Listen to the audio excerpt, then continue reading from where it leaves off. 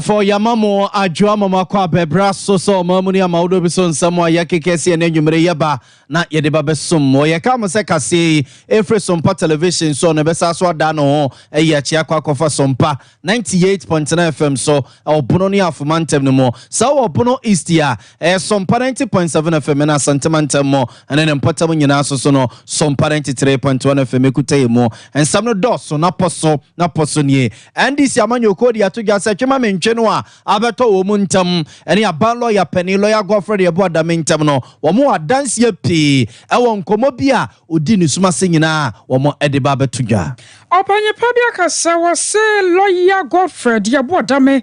Now, once and some year didn't our ambulance in no one need some penny nato, over to one among. And NPP Amanyoko, so the Atugas and Samoa and this Amanyoko neka, and the Efa lawyer Godfrey about Damihone, who be anyone more, no crew. I fear not that about two when himself Bono Regina communicators, one of the Abaso more friends and for Nana Bono Regina Minister, one monya for Justina Banaheni, what in Simbiano. Mampenida that John Dramani Mama Susugusu, a chain in some Menedio, the Atugas say, although for ya Duma Manedin Kumu Biwa, I do obey a pa, send ministers, and Omon Bayajumona Bemono, or more lights Benum water Billy, or money bitia woman dear. Private Health Providers Association and Shobo Fupa. Wama Banwa Kwapim June Bosum de Tosun so one market Chiana Nyamabi, Abana Ranwanya, Ometumofo. And a Ghana road contractors in Yane contractor for Yinabu of what they almost a finance minister be chantro and made depression Hunu and Abetomus say. No da asinichani kwadwan kansan lewen na shaye kwanya kwanhia awa makomu no arawo sam na sa na kwada bobo sa wanya mfinhia no miensa na wote ehyan ba ko a ene kwadwan kansa de no ekohia ye no ya tesa kwada no afirim amenne ensam foforo bi apie firim abzanfo weni afoforo pinu an ya kekese ene ne se kase ba bia wo bia na nwumre ye ba ne ye dia ba besomwo ye fa sedai emanyuma kuyi group woman na de to kwan amaya kwadwoje ho kwase broni krom afei 21st clinic was a sciatica expert mizo 5G drink enso so aka ho bi ya wonom aso yasene 3 herbal center with the 3 core capsules cocoa master drono enso ekrayemu ayamaro fisia demo live Facebook where Sompa 93.1 YouTube no Sompa TV na sawo pebi no wakenkan so a wobekwa www.sompaonline.com and some nyinata ya kruche edi akogo asonfone ya banu anana so biemu ya tenase akwosiya ajewa kwade boaten enmedi enumremene nana ya abo amalibi aboga afeyenje brand nsem no yenchichim abzafo yesa se de friend isi amanjuko na kache ne manso a sese ababeto ndi isi amanjuko ne ntam ne aban lawyer penny yera Godfrey de bo adame asese akwakwa etwema menchene ne nyina eye emraso dwani owo mraso gefie ma desia ewo adwumako enye ne siem abaton pesia so ya wono akro no a edom kuma owo mraso gefie msese wo ye kandifo edano Dr. Kesel atoba force ne breso a na oyeso afo be de echa no hwe omaye yesikasa no ntoto yeso no ndc aban a na mampeni da John Dramani mama ye mampeni ne yo madwene so mokoto ambulance be 200 bi e de abom mayi mu na ambulance no a omo ekosesa de ban na busua se yese na nye papa e ma so ye wadwene se de be trotro kra no a enya dia ebieye e mampeni fo ye ne se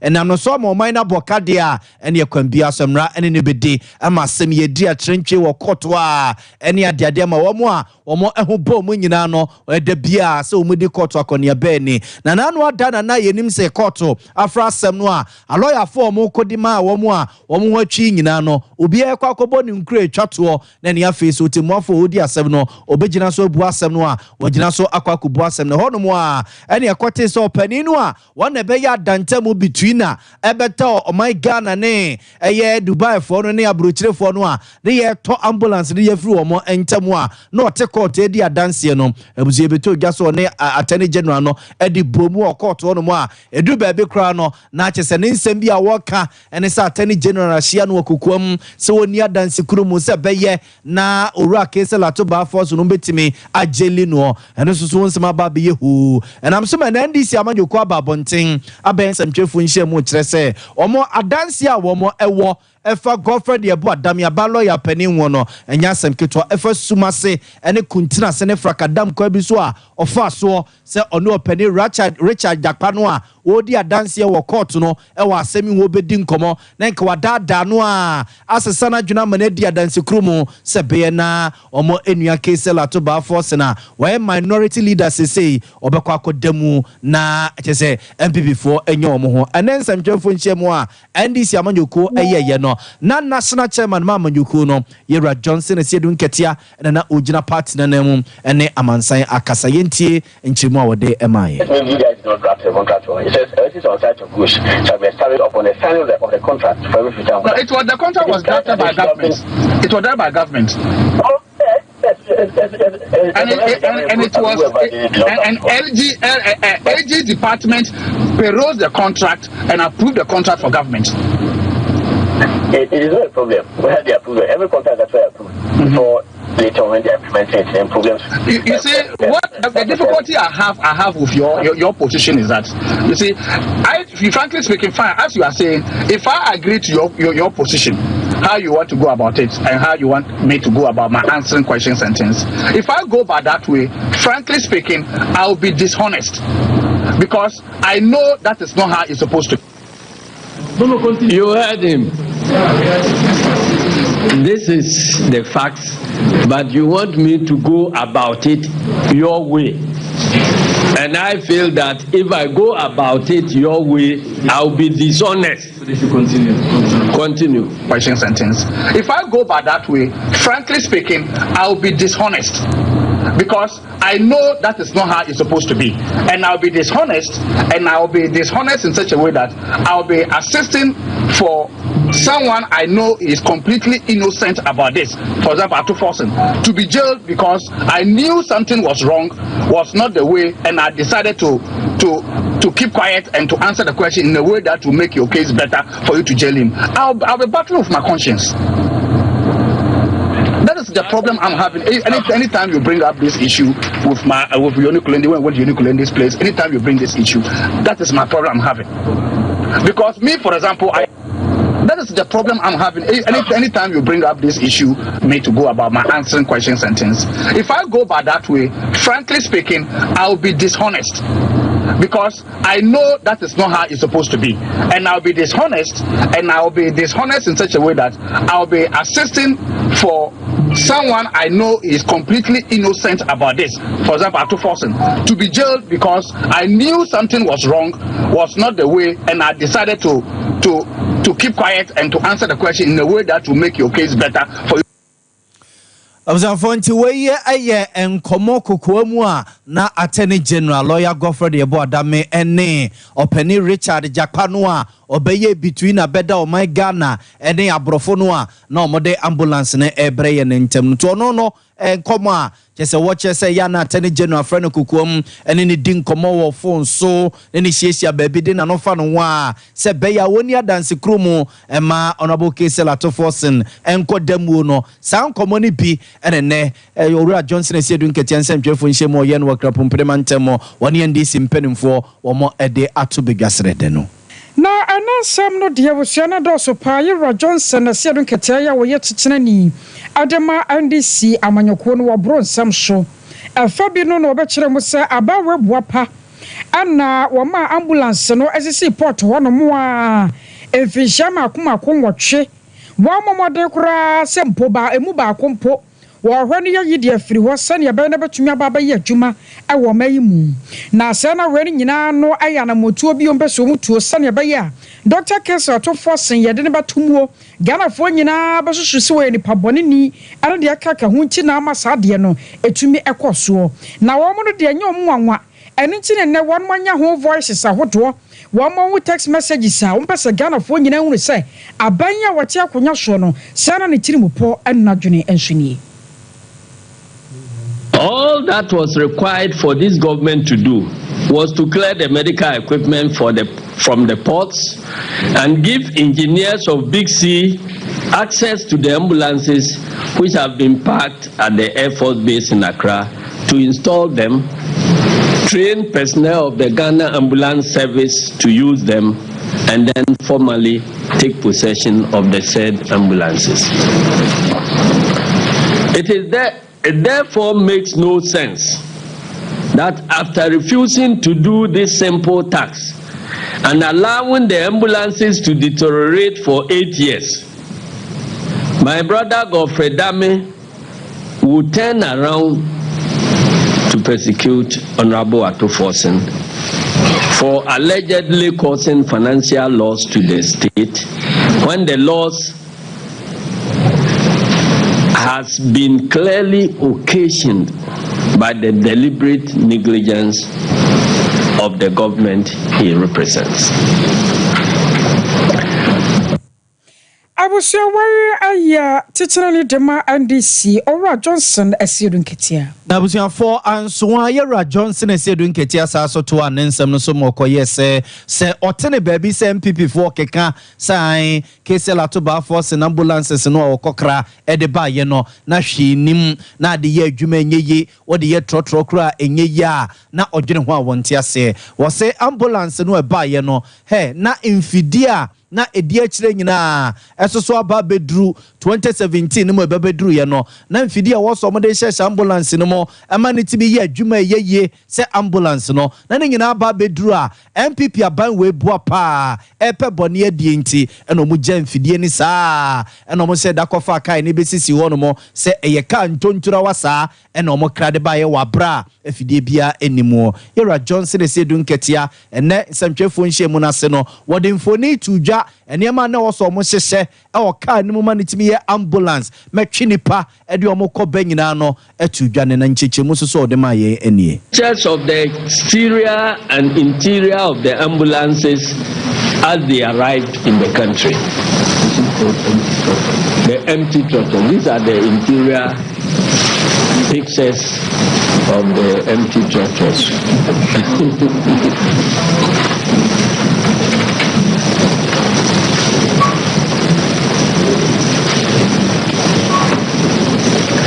It is clear from these pictures that the ambulances that were procured were not empty vans as claimed by dishonest Godfrey Dame and the MPP. I'm always ashamed because this is my brother from the same Wenchi district.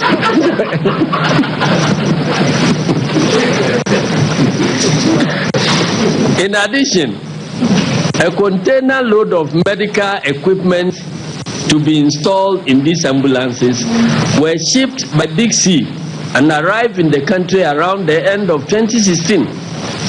Sadly, this medical equipment have been sitting at the Tema port for the last 8 years because this government, specifically the Minister of Health, which is the consignee, has refused to clear them just so they can falsely claim that there were no equipment. Azafonti weye Yera Johnson Esiedun Ketia titrende de ma NDC amanyuku ensem enono. Fabia no asaso to aso akire musa ade na ban ne ye nyina no afa na Ghanafoɔ ahunu na wɔn moto nso adadi ya Yera Godfrey de bo adame wɔn ankasa na no akwakoye ne ka ama ne de Ghanafoɔ nyina hunu sanya NDC na nyo ne mo aba oteso na boa pa na opese Yera Atuforsen ye de ne tumu. We firmly believe that the decision to take the minority leader and some others to court over this matter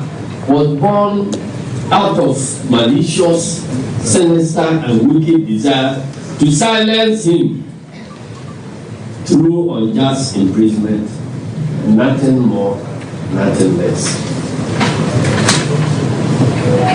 As we publicly stated from the very onset of this case, the timing and circumstances of this so-called prosecution shows that it was instituted mainly to intimidate and silence the then-ranking member of finance, now minority leader, okay, soon to become majority leader, following his vehement opposition to the government's 2022 budget, the e-levy, and the general economic mismanagement by the Akufo-Addo Bawumia government.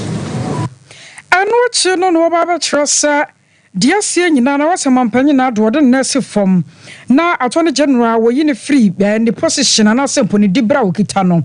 Now, Sadia when you see a nature say, Ghana for you now, son, or quite you are Godfrey, your board, dame, wow, on your Ghana for you, Nemum, NPP, Abaintia. The immediate and unconditional resignation or dismissal of Godfrey Dame for bringing the high office of the Attorney General and Minister of Justice into disrepute and public opprobrium. Clearly, Mr. Dame is not fit to hold himself out as Attorney General and Minister of Justice. I was your way, I am Nasa for Shamudia Bia and this Yamanyoko Frey or Johnson. Na abusiafo ansa na nandi si amanyoko be yomo nsantwefo nhye mu awie no na court afrasem na no pay kura ema afana ko court nanim akwakobubobo mu nkura awose omo brobro nyina so e court dem ho no na abusia enemra court no etena asem no so no na otimofo justice afia sewa asarebochi na etena asem no so ne ma edu ba bi kura no omo ma national communication officer openia ohani amansa din komama ndi si amanyoko ni yura samejemfi tena dakam no so asemi de wonim de watie nkoma wadididi afa ho no wono so ebesi bibi de kire court no na oguso a wodi na danse e wa dakam no a na otinmafo a wotena asem no so justice afia sewa asarebochi de kokobo ekodi amasamejemfi ene omo asemi efo omo nyina ho so one PP so one DC so one CPP so one PNC ya obekwa akoka asemi bie so biara ne nsemi sini omo si di atam sani omo si kasade twitwe mpanimfo binom wa asemi hu no otimafo de kokobo ekoma asamejemfi no obi bia obegyina ba bia kasade afa sa asemi hu so bia hwe na no ene sani obesi edi ne nkomo de afa asemi hu afa na court no wieye no asame jemfini nsantwefo di nkomo emiebusa na se ne edie ne koba yenti a okotena dakam ema otimuafo tena asam ne so no ede won we man so onhwe na no ene se ni usika ne nsam ede fa wasa. In principle, the portion of the court in order is something that we in the end agree with. That is why right from the outset we have been very circumspect whenever we say this case and make sure that the court is not in any way or I think the particular reference to me that was something that, in my humble opinion, the courts got wrong. I took the opportunity to draw the court's attention to the fact that the said comment was not about this court or the presiding judge in this trial. I think that you are aware that we have a press conference at 2 p.m. to address the unprofessional and criminal conduct of the Attorney General in this matter. That press conference will go into issues that even go beyond what the issues before this honorable courts. And by the time we are done, everybody will be playing their mind the kind of judge I was talking about. And just to put it on record, that my statement was very clear. It's a hypothetical statement. And if you have an Attorney General who can call an accused person on the blind side of his lawyer when he knows that the ethics of the bar prescribes that, then that person certainly can call A. Then I said whatever I said, there was not in reference to this.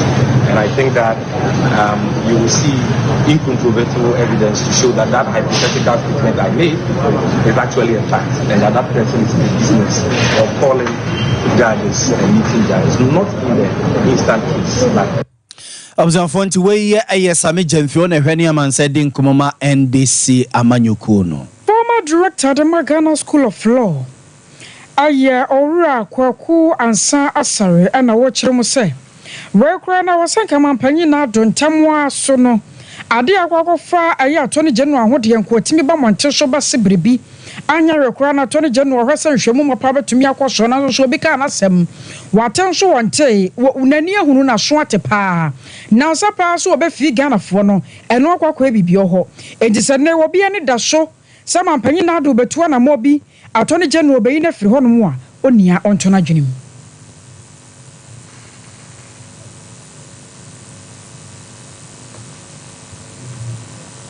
do then onya no de sake wo onya bududu ade na ngaza no aban na ngaza no nya etene se omo aban ya ewete se ye kika no ma keta ase ni yakata so na America ne se me say ni bagide no America fu na ebrochiri man English ebrochiri man mu no wo mo play bagide no eso tena wo mo chekre ase anam ase yen mra no enya America English ebrochiri man mu wo mo eno mo emra eni yen de ba ko enu ntina 1975 oni dan asem no yeah you know can say play bagide ni bagine no enka yen hihye no Sompa FM na mom obi betumi aba no aka say medisa eboni misre na sebe ya jeje no onhwe asofi bi e wo no onte so ma no yen play bagine san na tu and this America for the prosecutor no any accused person which you have share dead BFA no maye yen no ma ho kwan sa kura yen no so be bibi sa can court no bian TB na judge no prosecutor no accused person and our defense counsel no wo mu nyina wo hobi enti emra kwan so say wo mu sa nshishe no won be ni nyina wo fiko wo open court yenye no desu ena yenye no judge fufuro fie ana ne kitchen. I was your former director of the Ghana School of Law, lawyer Kweku and Sansari. Na abusia kroboy nyina Yera Johnson ese don ketie no nsema obrobro so ekobo ne kofa mfoni ede betu jase yanom yi momehwe no mo fi MPP aban pese o twantro ede to Yera Kesela to ba force so nom de ne kotomu no na MPP amanjuko anwumre ya be no num ne fe ya ekobo no nsien ya yede kase ebremo omso matena ye kasiem e asylum down krapompremantem ye lawyer Frank Davis ya okwa MPP amanjuko na lawyer for montako epredema wo mu a abusia wo ye pene kwanchefo di wo manim e de atugyasen nsemo a NDC amanyoko ni Yera Johnson esedu nketi akeka ne no he ni nyina nkontompo ene nabraba semu a ensese yesoso no mo peso mo fa kwan bi so e ma tentenene no a e wo se koso no wo mo esunsuam no mo etwenase eno ntina NDC amanyoko no eye sa ne ma wo ya wo mo eye ya no se ne se otieti nsemo a Yera Johnson esedu nketi aka ye ene ye nekro mo de betu ja yeso mo de kire se no ene edi adanse ese attorney general lawyer Godfrey de ebo adamani wadansini no edi nkomo okukuo mu no a utie ne no a ba bia ne wono mu a lawyer Godfrey de ebo adamede na no fa no ho se chenchirenchi no media adanse kromo emfantia Yera Kesel atoba forcing lawyer Frank Davis in chichemu de mayeni. It is no secret that the NDC ever since the commencement of Atuforsin's prosecution has threatened rain and storm against government. The Attorney General and any person they can find to cajole the Attorney General from discontinuing the prosecution. Pressure has come from every angle, including former President Mahama, the leadership of the minority in parliament, the clergy, business friends of Atuforsin, etc., etc. Indeed, former President Mahama specifically maintained the discontinuance of the ambulance trial as a condition to get members of the minority in parliament to agree to the recent recall in parliament, and has on several other occasions stated it as a condition precedent for the cooperation of the minority in parliament. This pressure stems from some warped and baseless logic of the NDC that the Atuforsin's prosecution is politically motivated and its leader in parliament should be immune from prosecution, even when the facts indicate conduct resulting in financial loss to the state. As mentioned earlier, investigations commenced as far back as 2017, making it imperative to ask at this stage, why is Atuforsin the only government official being prosecuted from all other former ministers from whom statements were taken? Your guess should equally be good as mine. Clearly, the prosecution is based on the various documentation available from the participating agencies in the transaction, and this is evidenced by the court's ruling upholding that the case has been made by the Attorney General that warrants an answer from the defense. It is also worth noting that the prosecution of Kesela Tuforsin commenced even before he became minority leader. Making allegations commenced and statements were taken from several people, including the incumbent Speaker of Parliament, Kingsford Bagbin, Mr. Kweku Ajiman Mensah, Madam Sherry Aite Disease, and Dr. Alessegbefia, all of whom were former health ministers, as well as first accused Kesela Tuforsin and other persons, including the third accused person, Richard Jakpa.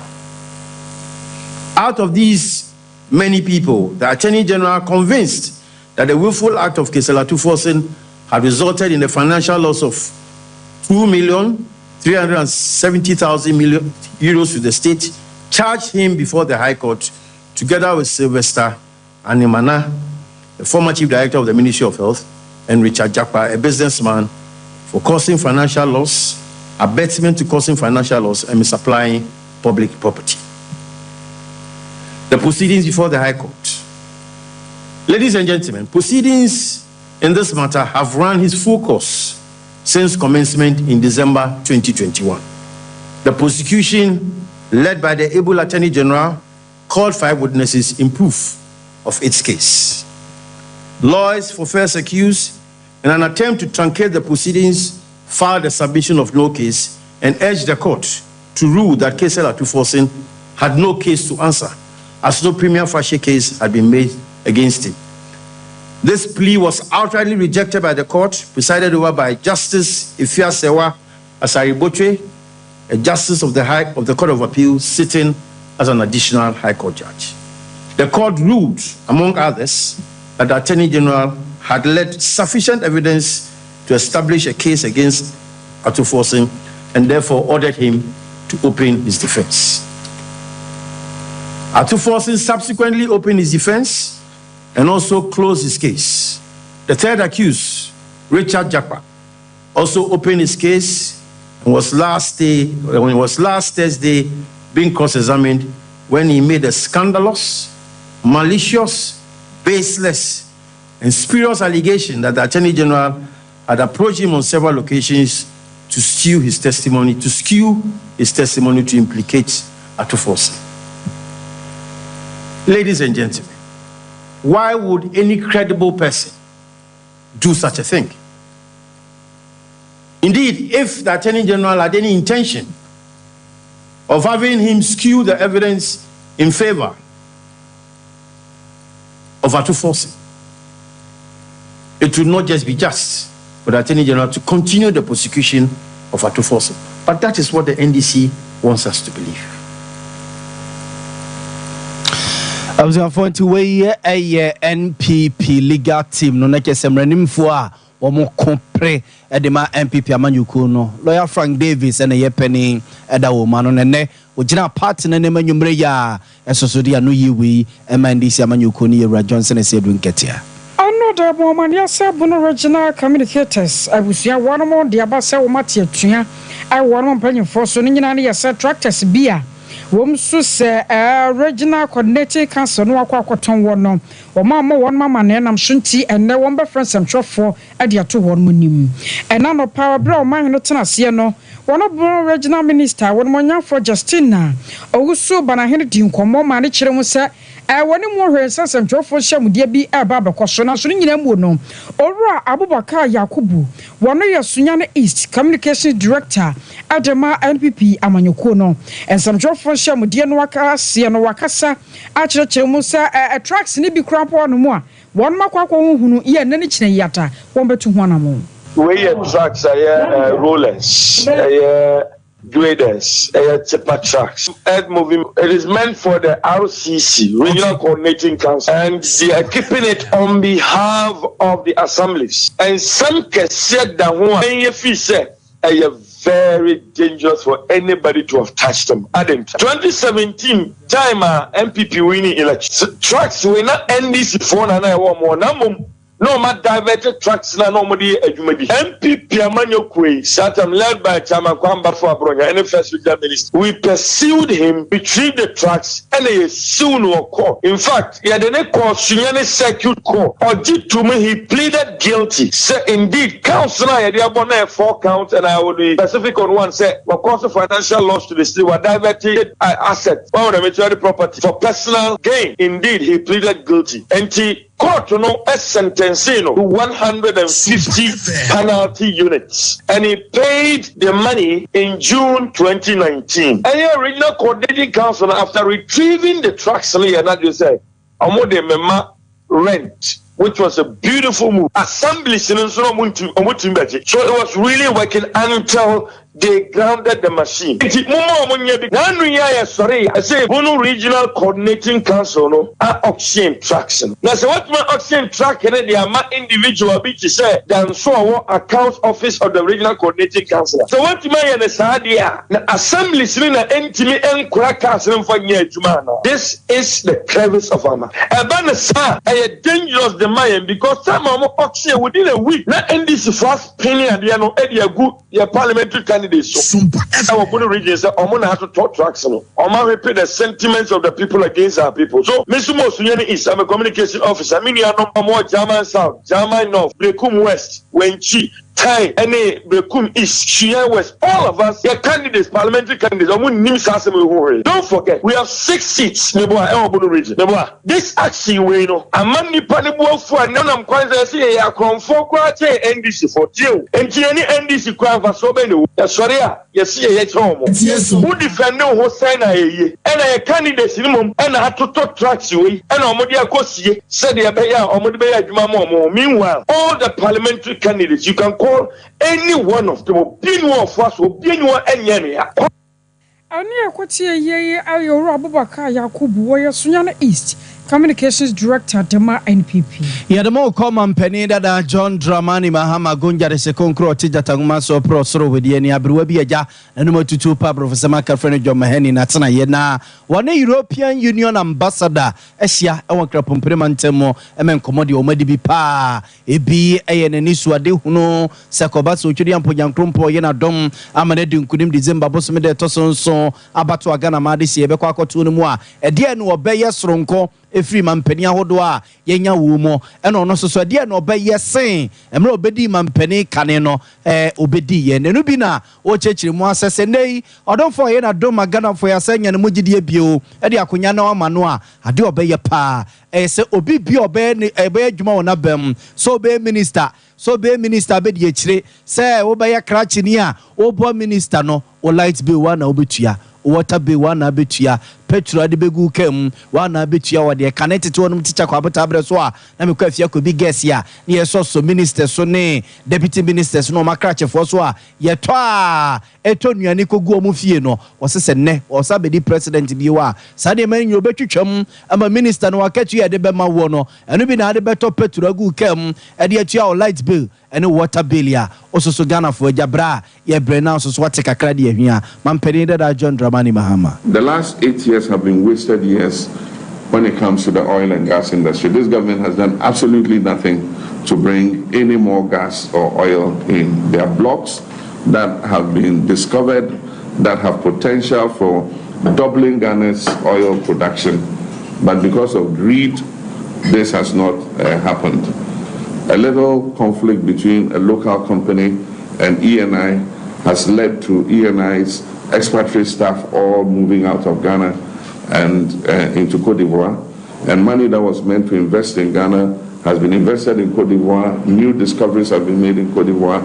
When our oil wells had already been discovered, they had been appraised, and all that needed to do was for them to go ahead and drill.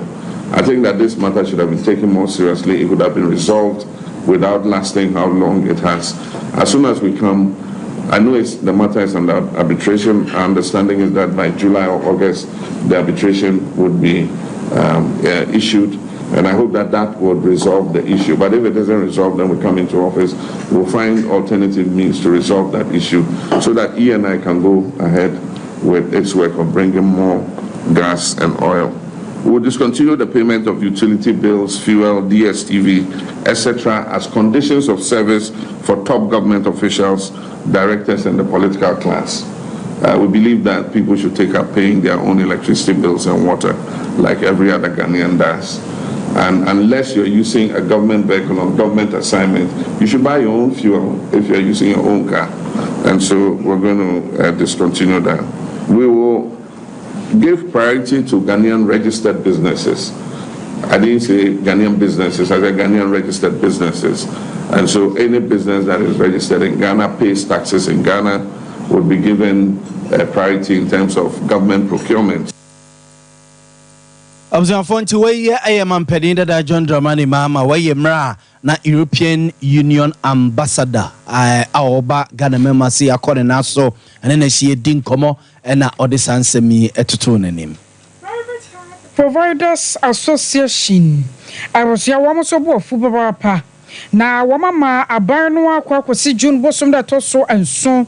So one market to ya bosom watching ya kemwo na abanu entimi nchia ye wom ho kire wom enya sikampo na nkamfanso de abakwa homa no enya de omba tena se so biem na se dru June bosom that so na de tia na tia ekuo no beto mu fo pa na nioma bia wom ye de boa ema pomde mu nsam ekoyie no woma tumi atwentwen so ora Samuel Boache Donko wono ye vice president ede makui wono Sompa kase ede nkomo 7th of June. When Cheka and see in February of this month. Sorry, this year, maybe it's like maybe. Or my house in Bakwa. 1 year is getting that's for me. Maybe I do come. As well as can a man schedule person and some or dance. I have been some main providers and a buying the Agoya AAE. From last year, November, October, November, Mekena, Manokasi, the Maiska, I'm buying Cheka. And maybe anytime what I want for the schedule to just say, or Maisika, Kazikani, 180 million Ghana cedi fine kusi. So Sika no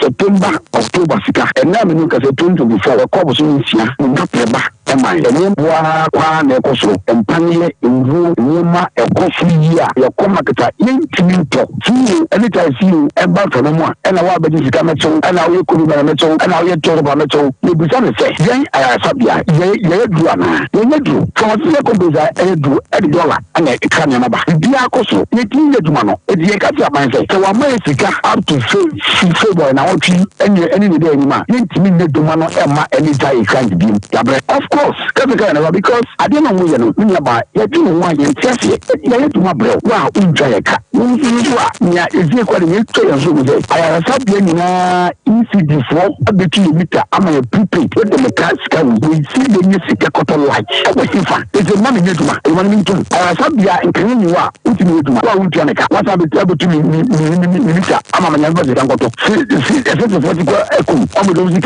via what you come on the music workers abadizika that's supplier abadizika now person you yes one confirm yes you one confirm in fact we say that Sika na intimi can say as for the dia Sika or the come ban Sika here as Sompa na dey show November abeken say obi an pay the 10,000 for the kwa our subject do a e o memu Sika say yes one kwa in Sika ketwa. Ora Samuel Boache Donko no Vice President Adema Private Health Providers Association. Express Group abusia danda nyina ka de kiro se wo to kwan no akobe papa ba bia benya futuo ade afiri ho ba bia mbotumi abo wo mo tumi ato kwan no wa branfom so bia ma ho Express de ne de wo se wo madwuma ho te enti wo mo fa tete visa assistant na wo pete kitchen to holidays anasempo wo kwa kosua de wo koya dwuma fa ho ko bo wonam no mo Canada, US, UK, Australia, New Zealand, Germany, Holland. Baby biata pesa uko biata. Express do be kokuma so wasa for labor runabout. And crown wakaneshi first light 0249 00 0448 0249 00 0448. Mizo drink ne 5G and so eka ho bi. And there is a question overseas manager don yo ho ubenya na dodo mu no watu pa e ma no di nwadanse akeka sasane na dwadie se bi ye kama no nya asem ketoma we woda so oti so an se asan befu asan se anwode e wo mre do so Ghana fo age atum enti won moto pa fra na kopa dodo mu 0246 270 221 0246 270 221 Sciatica expert ayo 21st and 21st ya sciatica expert pa waso sciatica no de fabadano na won hwe emfa emau obemo akwere lab scan na waso twa obemo atwa se waso massage obemo massage we no bi na waso de ma wod ma anase mpo se waso tufo adefo odua ne die mu nsuo mu no mu nyoma a ne nyina no sciatica 21st one more echechere kumase wo overseas junction wo ben Alpha Radio wo boase wo cancel quarters court junction and Cradome market sunya na nkransa na techiman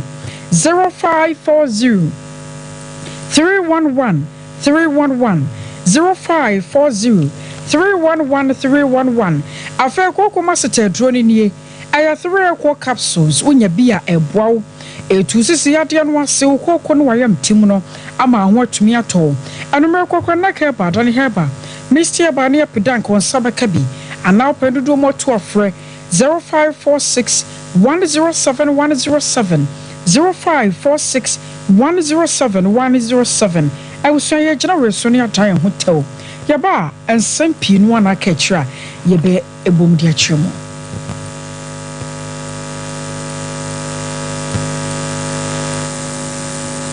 na sia besi ase ho no se ho techema eno ene efa ne sciatica na etimi bubu oto ose ka wo se dwe wo sirem woje ho ba bia enye na eno na 21st clinic ba ya adwuma pa wo mu yenti abaso bo ma gine wo Ghana ha ene amono ne enya asem ketua wo mu gi international awards ahodo wo mu gi local awards ahodo na anu nso na wo mu be the only sciatica research and treatment center in Africa bibrim ha no ebi ni ba bia gi se 21st clinic nko a wo mu dia bibiduro ene besa o yare no masa de machine aka ho eya yare sabia yare bia wutimi de ko ne mama ade ba ko a wo ma gidi wo mu pa no eye sciatica ena stroke nso de kwa diabetes ne hypertension ne ade ne ade Ghana ha ba bia wo mu ho 0540 311 311 0540 311 311 na 21st clinic wo mu ye sciatica expert.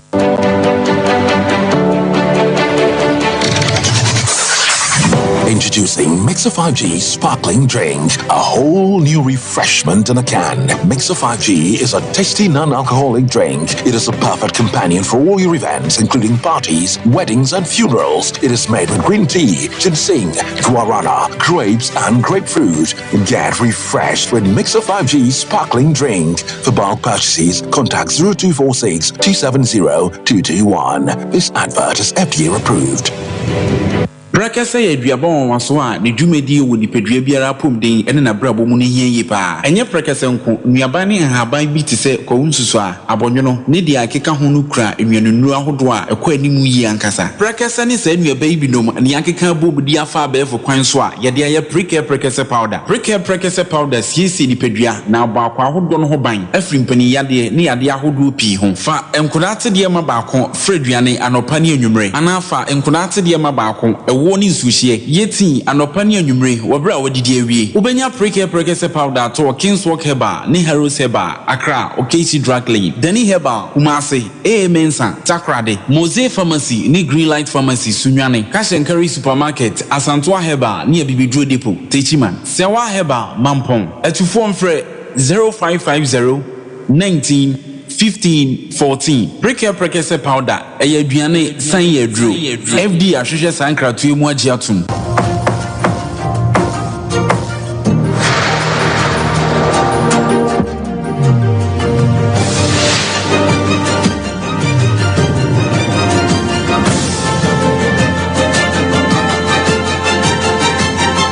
Sompa TV Emma Aketiapa. For South Mama Kwaba Bioba Sompa television yenumre kasiye esosawoti enka obono ni afumantem ne mo a aha Sompa 98.9 FM sa obono East ya Sompa 90.7 FM ekutemu ana asantemantam ne mpotam nyina so no Sompa 93.7 90.1 FM ekura yemum yento ansam no so mfama mona yemfamo enkonsem fufrum na Ghana Chamber of Construction Industry Ghana contractor fo nyina omo eku kese eno no omo se na no finance minister nsem twefo nhye mo na no fiada ene ne yawada so oye ya waye ne sebos bi bia obekasa Ghana fo ne Ghana fo di nkomo no omo yehunu oman Ghana economy yisikasem be bia ekeka ko ntutu aban de gu akomodi apagya no se koyi se won twetwede se bu ne panyina obebo so de ya kire Ghana ma de hia finance minister ko boss so se Ghana contractor fo atagifo wa barega sampe wo mate dena wo mo etutu bie no mo se no kra bie nim se finance minister timi ba bonte be twa ntro se afi nku a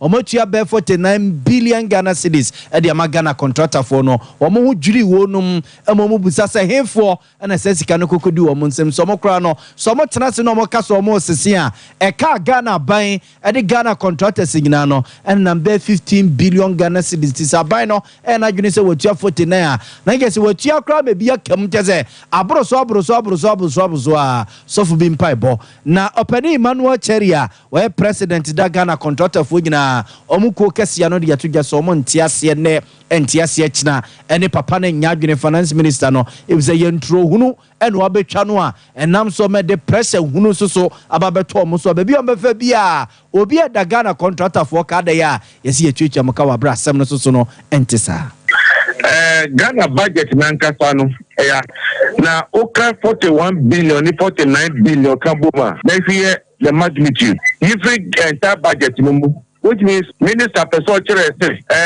budget amu expand say no mo dia to for 2023-2024 no contractor for Kwana aji budget na pa na what happened to the other sectors and no wonder no ntina see the neighbor dollar no I mean a man saying ajinsemi na some okenu no kure ba kukure ni na when it thinking the teacher no say I'm the minister na kasa no a lazy approach and or use we can a lazy approach in the sense so who a minister who person bua ban ewo ejumadia awa wonim say e nukwe ananye nukwe at least so facts and statistics no ankasa the vice president na de bia or see he believes in data and the data now so betu janu over figure betu janu sakra there be unim say construction industry was segment upon segment and here now the tier road contractor man say road for now actually cocoa board contractors amuye juma cocoa board do mo actually how do you call it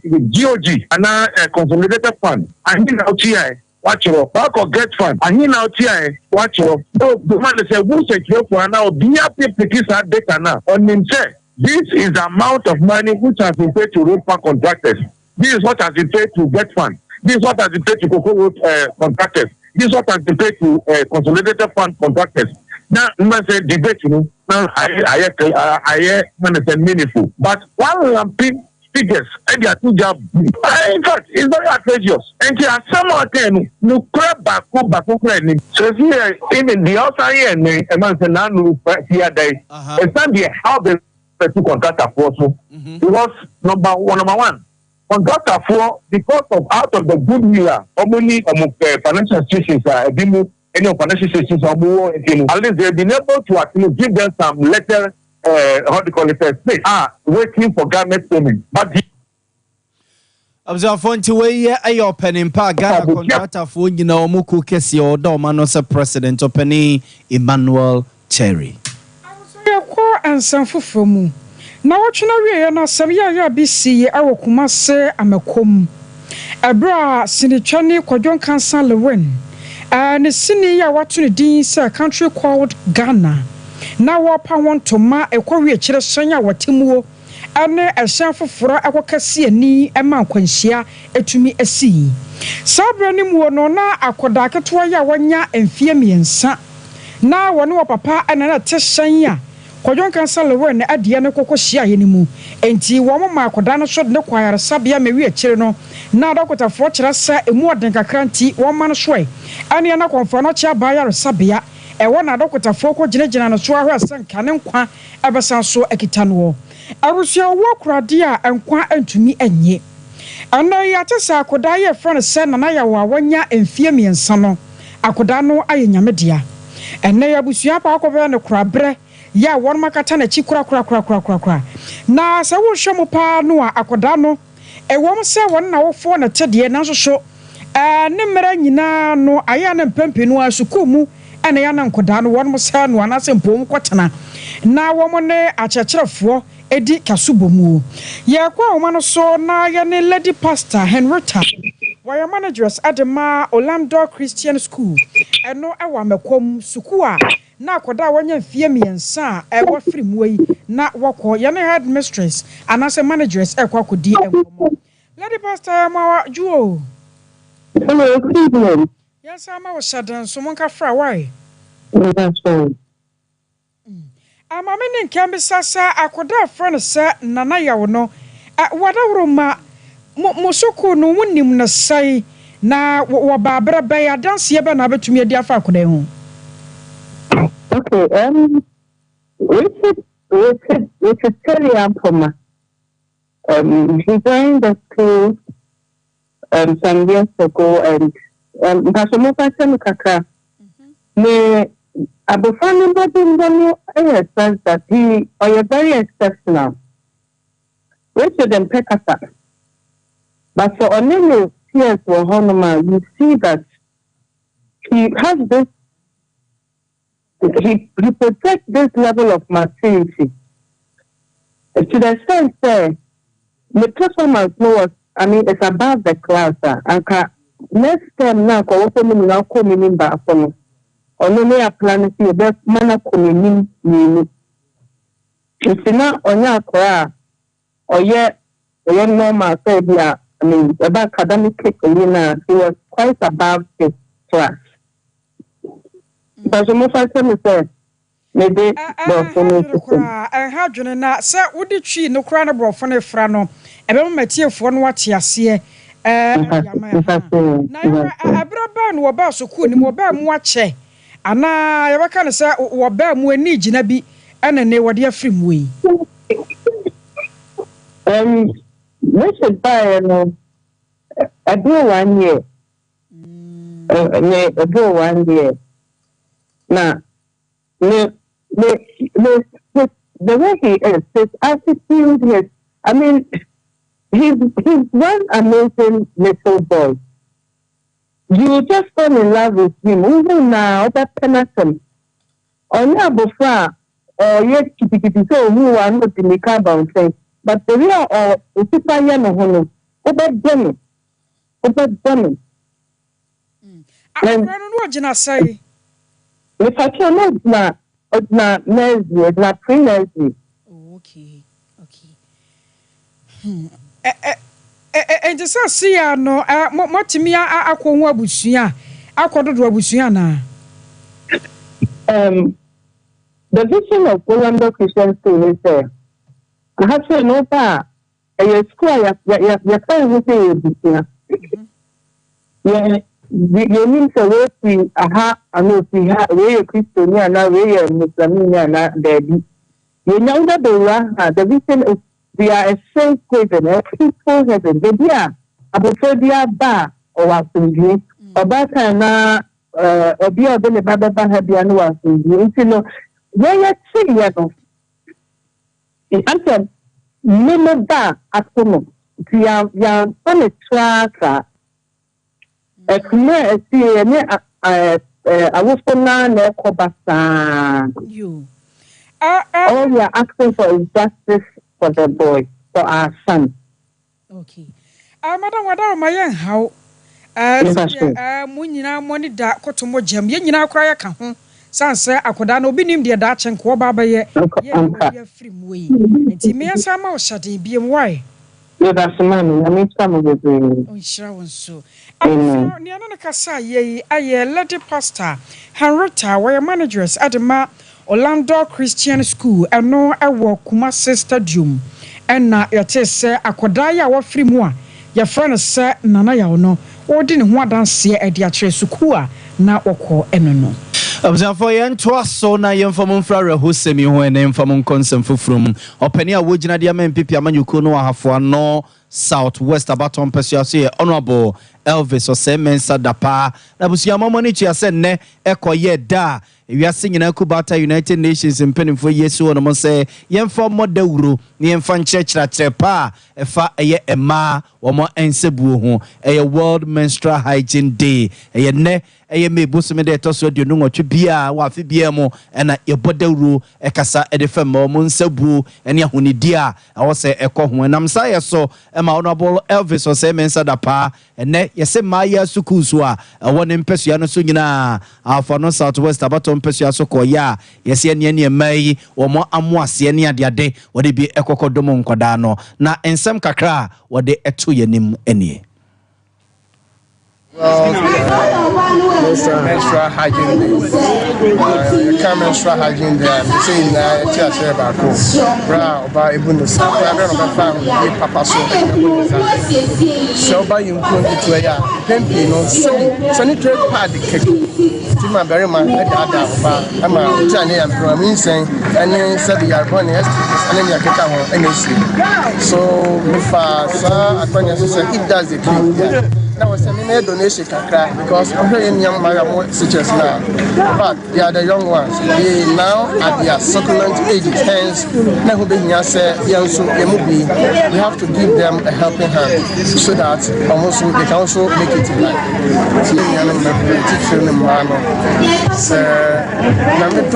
I will say that something part the labor now so and I'm saying we have to say what can you so do us guidance no and now say parents no say hey be our new master and I don't think say you will be you will be now also the person with sanitary pad no can say or them and baby Observanti weye eye ora Elvis ose mensa da power nagina de MPP abanyuku no afo no Southwest abaton peso aso ena yetini nkene no akiri ena ora yire anase Lisa Marine ono soso oye project manager edema adwumadi ono soso cheche nsemu kakra ede kire yen.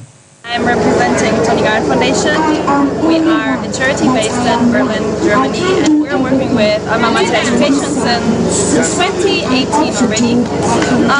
For us as a charity based in Europe or in Germany, it's the most important thing for us to engage with other charities or organizations that exclusively like work in a local design, like the project design has to be completely in a local settlement so that we can assure that it reaches really deep down within the community.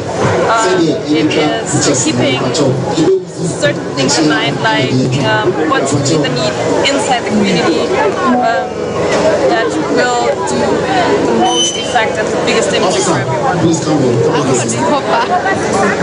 Our organization is circled lots around gender equality, so that is one of our main goals we're working in, and gender equality comes with Observanti weye eye yera Elvis ose mensa da pa wogina de MPP amanyuku no afo no Southwest abaton peso aso ja enam ne nsaso ene kuyi ebemu a ene emaye wone mpotem ho no munyina omo soso no omo asre kakra ebie no abuso ye kina weso ne de nsam ne nyina asi aseda akodiama Koko Veronica Jando kwesua somo ya Grace Buzi ene news team ne nyina ayadam nyina mo aseda mo ase Oro Santia Boa Benedict ono ne nsɛmfo panyi enumere asomfo ne mienu akosia agye wakɔde aboaten medin mene nana ya boa malivia boga ya homeso ne de nkai boa to aso na efiri wo apana sempenipa ebeba makwem